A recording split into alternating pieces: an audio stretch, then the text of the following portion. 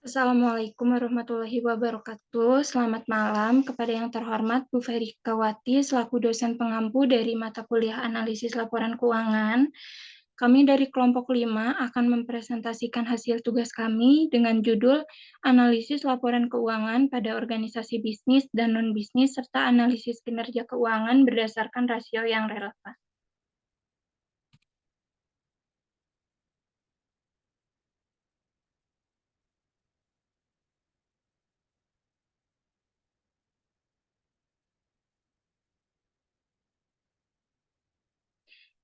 Eh,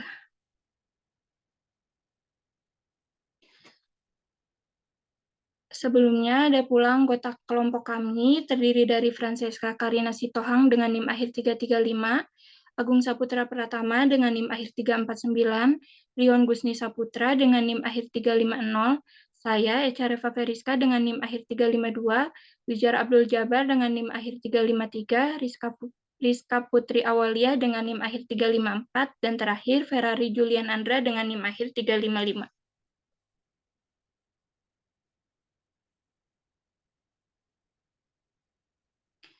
Yang pertama, kami akan mempresentasikan hasil analisis laporan keuangan dari organisasi bisnis, yaitu PT Mayora Indah Tbk dan entitas anak.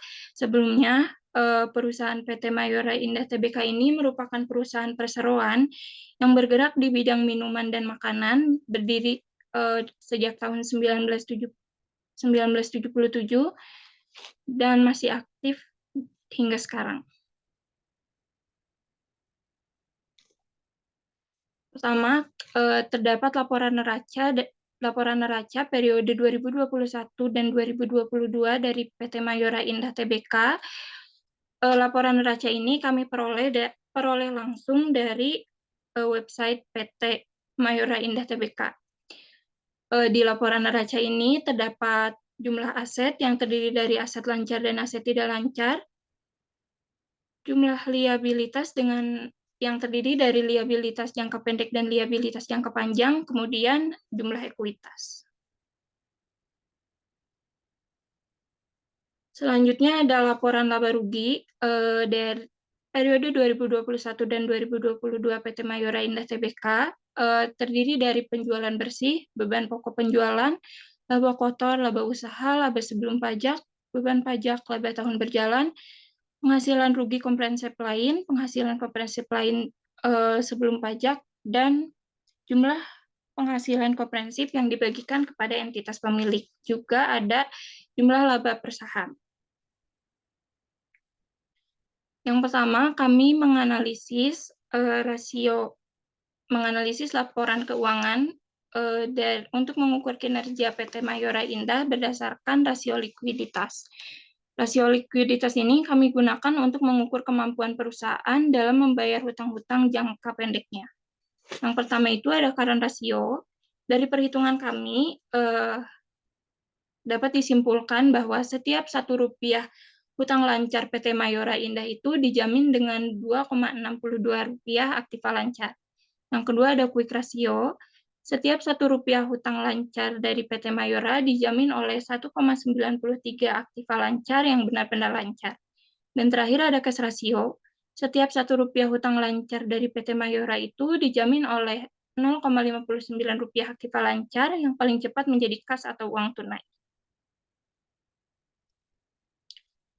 Selanjutnya adalah analisis solvabilitas. Analisis solvabilitas ini kami gunakan untuk mengukur sampai seberapa jauh aktiva perusahaan dibiayai oleh hutang. Yang pertama ada total debt to total asset ratio. Dari perhitungan kami bahwa setiap Rp1 dari aset yang dioperasionalkan oleh PT Mayora itu didanai atau dibelanjai dengan 0,42 hutang atau aktiva perusahaan 42,38% itu dibelanjai dengan hutang. Yang kedua ada total debt to equity ratio. Besarnya hutang perusahaan Mayora itu lebih kecil daripada modal sendiri. Yang ketiga time interest earn ratio. EBIT atau laba sebelum pajak dapat menutupi beban bunga sebanyak 6,43 kali. Dan yang terakhir long term debt to equity ratio. Utang jangka panjang dari perusahaan PT Mayora ini 0,29 kali lebih kecil daripada modal sendiri. Untuk selanjutnya akan dilanjutkan oleh teman saya, Rizka.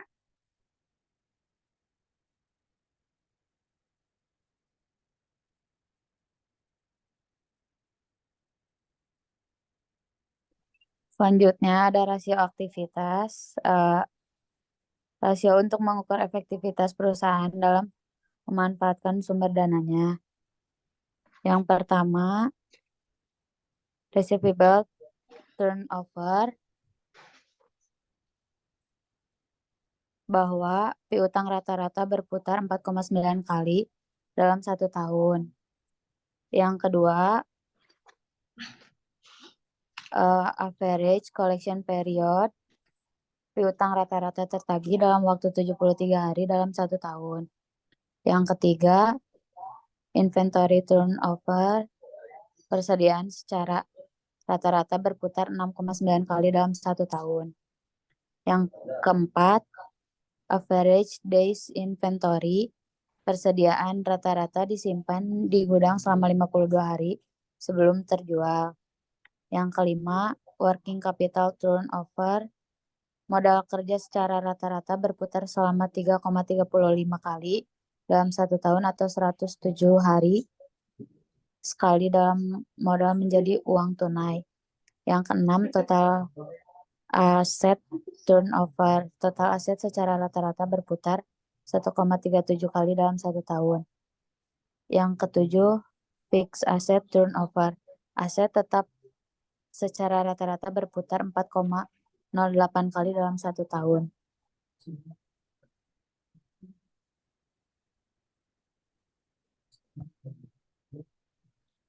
Selanjutnya, rasio profitabilitas.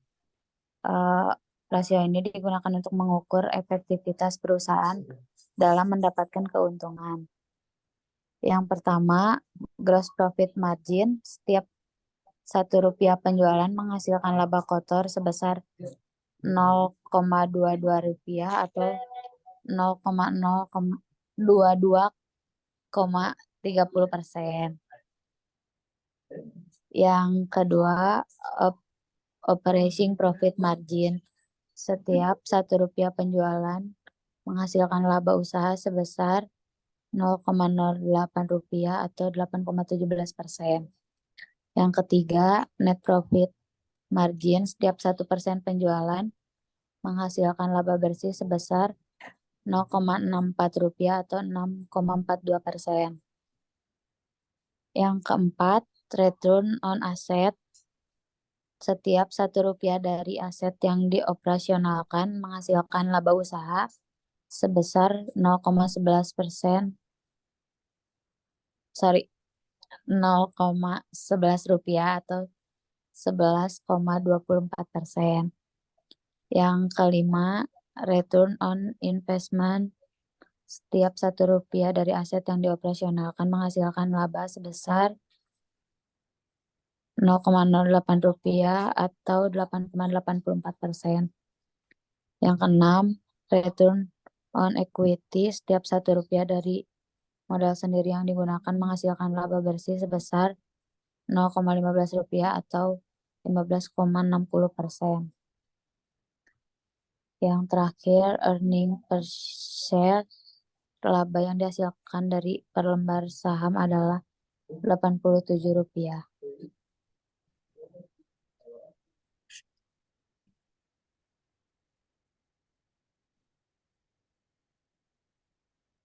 Selanjutnya, rasio penilaian, untuk mengukur kemampuan manajemen menciptakan nilai pasar agar melebihi biaya modalnya. Yang pertama,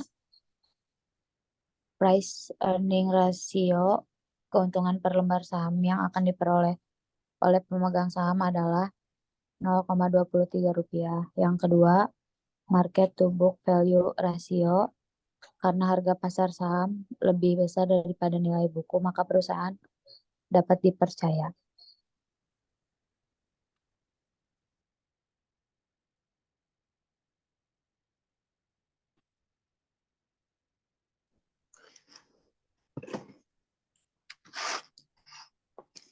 Ya, baik. Selanjutnya, saya akan menjelaskan analisis neraca Common Shares PT Mayora Indah Tbk dan entitas anak pada tahun 2021 dan 2022. Pada di sini ada aset lancar dan aset tidak lancar. Analisis neraca Common Shares ini pada aset lancar semuanya mengalami penurunan kecuali persediaan, di mana awalnya 15,23% mengalami kenaikan menjadi 17,38% dan uang muka pembelian mengalami kenaikan yang awalnya 0,88% menjadi 1,36%. Lalu pada aset tidak lancar kebanyakan mengalami penurunan kecuali uang muka pembelian aset tetap mengalami kenaikan yang awalnya 1,60% menjadi 3,16%. Lalu selanjutnya ada liabilitas dan ekuitas.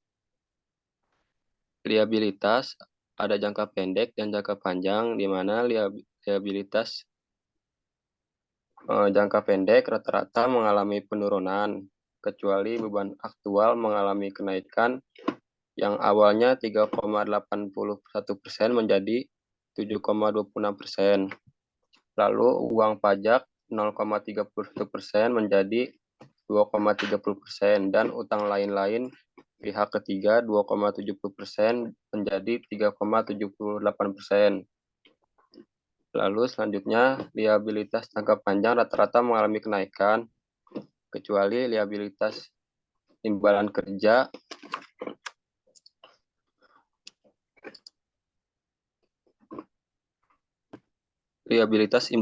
jangka panjang mengalami penurunan 12,08% menjadi 10,17%.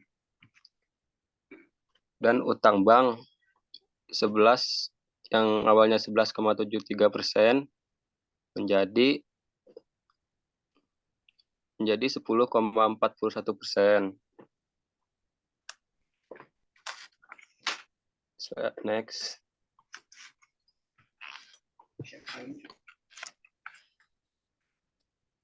Ya, baik. Selanjutnya ada ekuitas.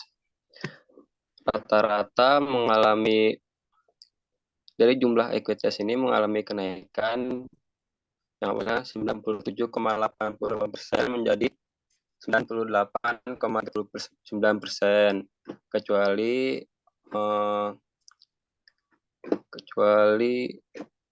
ditentukannya penggunaannya yang awalnya 0,43% menjadi 0,40%. Next.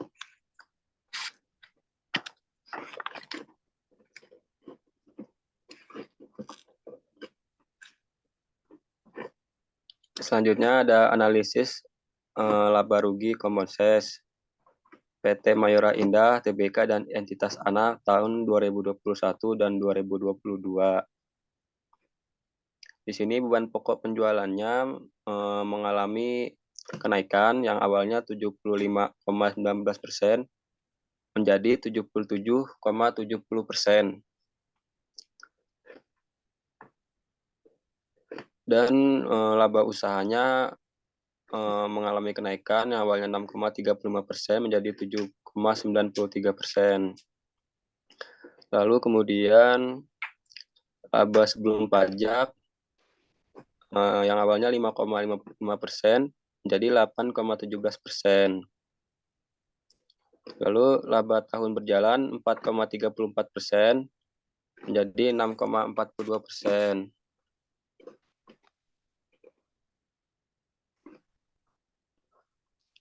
Dan jumlah penghasilan komprehensif 4,64% menjadi 6,55%.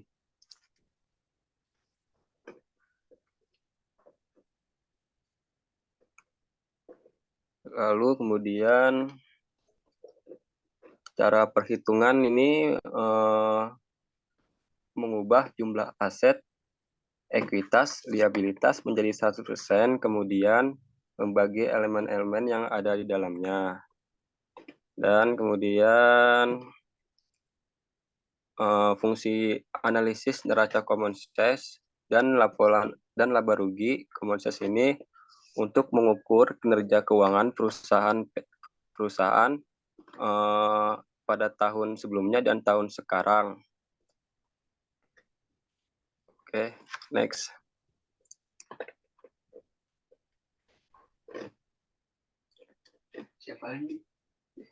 Ya, baik, selanjutnya akan dibahas oleh rekan saya.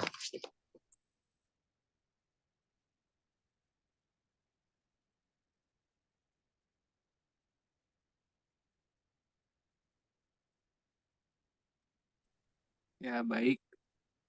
Di sini saya akan menjelaskan mengenai analisis neraca indeks PT Mayora Indah.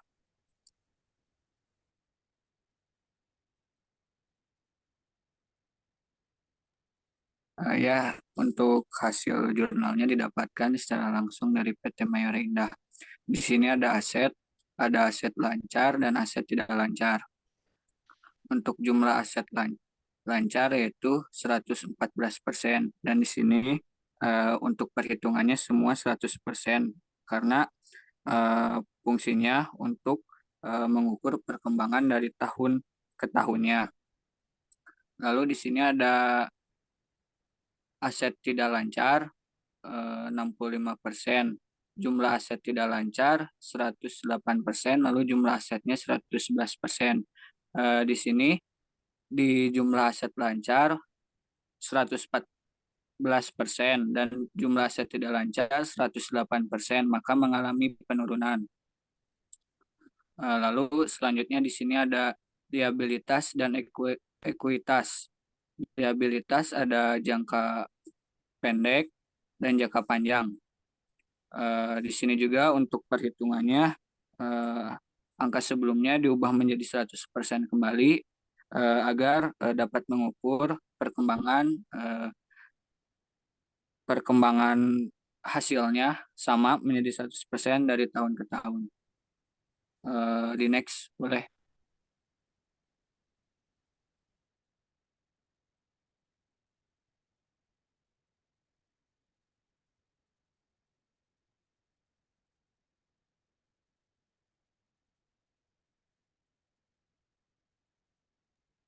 Ya, di sini ada untuk perhitungan non-profitnya, ada Yayasan Rumah Zakat Indonesia.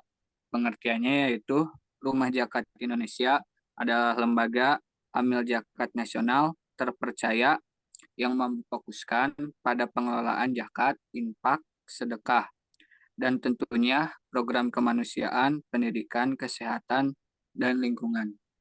Boleh di next.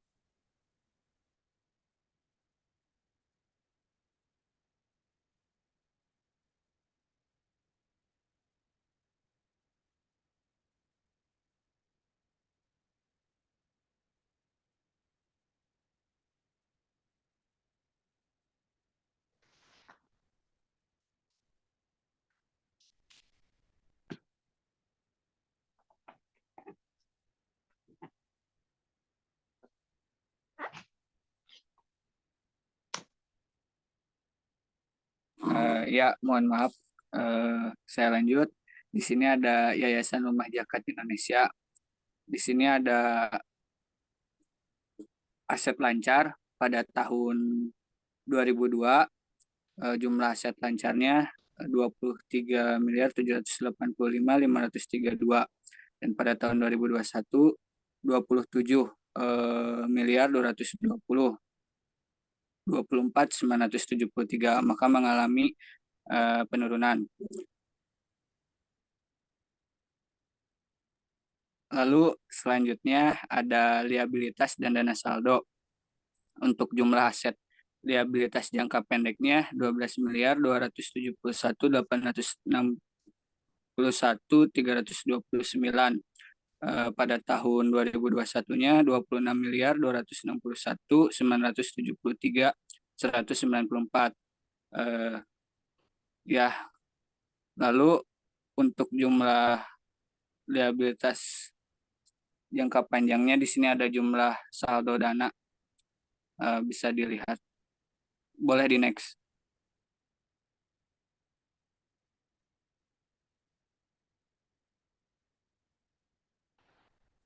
Baik, selanjutnya dipaparkan oleh rekan saya. Terima kasih.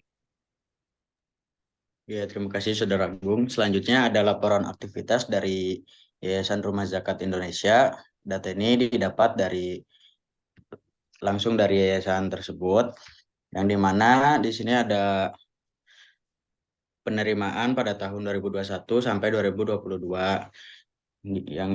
Lalu penerimaan tersebut terdiri dari zakat profesi, zakat simpanan, zakat perdagangan, zakat fitrah, zakat emas dan perak, zakat saham dan investasi, zakat hadiah, zakat pertanian, zakat peternakan, zakat mukhoyad, non-kas zakat, hasil penempatan, selisih laba nilai tukar atau penilaian. Nah, lalu ada jumlah penerimaan sebesar 196 miliar 53.712.000 rupiah. Nah, lalu ada penyaluran yang terdiri dari fakir miskin, fisabilillah, mu'alaf, gorimin, ibnu sabil, non-kas zakat, lalu ada alokasi pemanfaatan.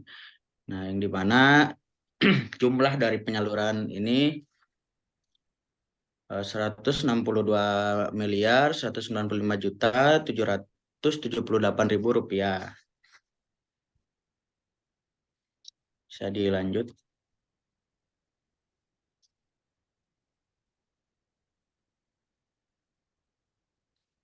Nah, lalu di sini ada analisis rasio likuiditas. Yang pertama yaitu ada current ratio. Nah, setiap satu hutang lancar dijamin dengan 1,87 aktiva lancar untuk current ratio. Lalu untuk quick ratio, setiap satu rupiah hutang lancar dijamin oleh 1,87 aktiva lancar yang benar-benar lancar.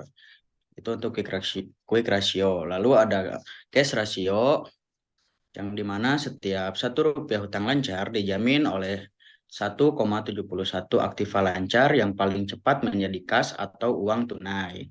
Selanjutnya akan dipaparkan oleh rekan saya. Ya, selanjutnya ada rasio solvabilitas. Yang pertama ada total debit to asset ratio. Setiap 1 rupiah dari aset yang dioperasionalkan, didanai atau dibelanjai dengan 0,41 utang atau aktiva perusahaan, 41,65% dibelanjai dengan utang. Yang kedua, ada total debit to equity ratio. Besarnya utang perusahaan lebih kecil daripada modal sendiri. Selanjutnya ada long term debt to equity ratio. Hutang jangka panjang perusahaan 0,14 kali lebih kecil daripada modal sendiri. Next.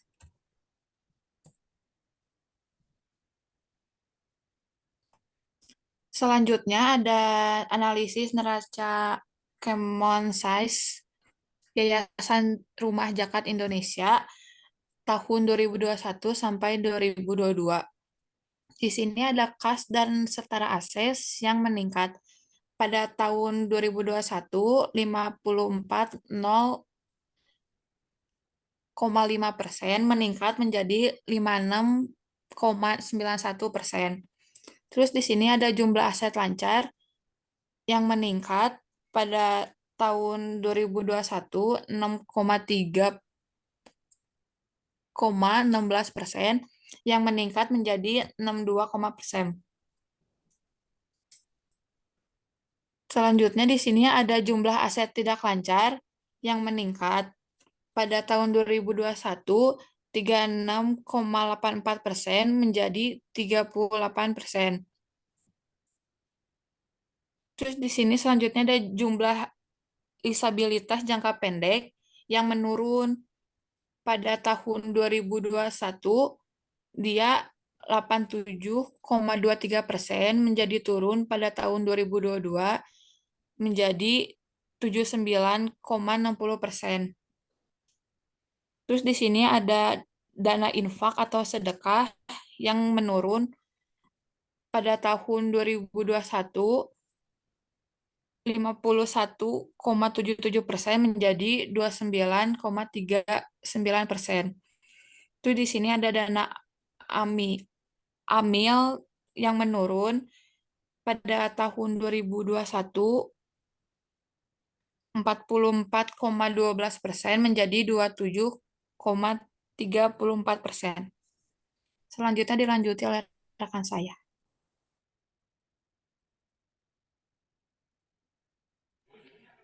Baik, selanjutnya untuk analisis neraca indeks, Yayasan Rumah Zakat Indonesia pada tahun 2021 sampai dengan 2022. Untuk aset lancar mengalami penurunan, dilanjutkan aset tidak lancar yang mengalami penurunan juga, terkecuali uang jaminan yang meningkat dari 100% menjadi 139,49%. Selanjutnya ada disabilitas jangka pendek yang mengalami penurunan. Dilanjutkan liabilitas jangka panjang yang mengalami penurunan kembali. Dan yang terakhir ada saldo dana yang meningkat pada dana zakat dan juga dana amil yang sebesar 3.886,28%, sedangkan untuk dana amil 106,74%. Selanjutnya ada perbedaan laporan keuangan organisasi bisnis dan non-bisnis. Untuk PT Mayora Indah Tbk dan entitas anak, pada laporan neraca ekuitas PT Mayora Indah diperoleh dari modal saham yang dapat didistribusikan kepada pemilik entitas induk dan terdapat kepentingan non-pengendali.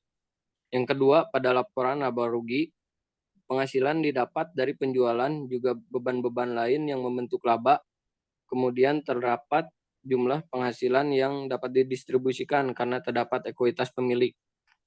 Sedangkan untuk Yayasan Rumah Zakat Indonesia, yang pertama, pada laporan neraca, ekuitas Yayasan Rumah Zakat Indonesia disebut dengan saldo dana yang diperoleh dari dana zakat, dana infak atau sedekah, dana amil, dan juga dana kebajikan. Untuk yang kedua, Yayasan Rumah Zakat Indonesia tidak memiliki laporan laba rugi. Namun, laporan ini dapat dianalogikan sebagai laporan aktivitas berupa penerimaan dan penyaluran. Penerimaan yang didapat sebagian besar dari zakat, sedangkan penyaluran didistribusikan kepada fakir miskin, fisabilillah, mualaf, dan lainnya. Untuk yang terakhir, Yayasan Rumah Zakat tidak terdapat ekuitas pemilik. Sekian presentasi dari kelompok kami. Assalamualaikum warahmatullahi wabarakatuh.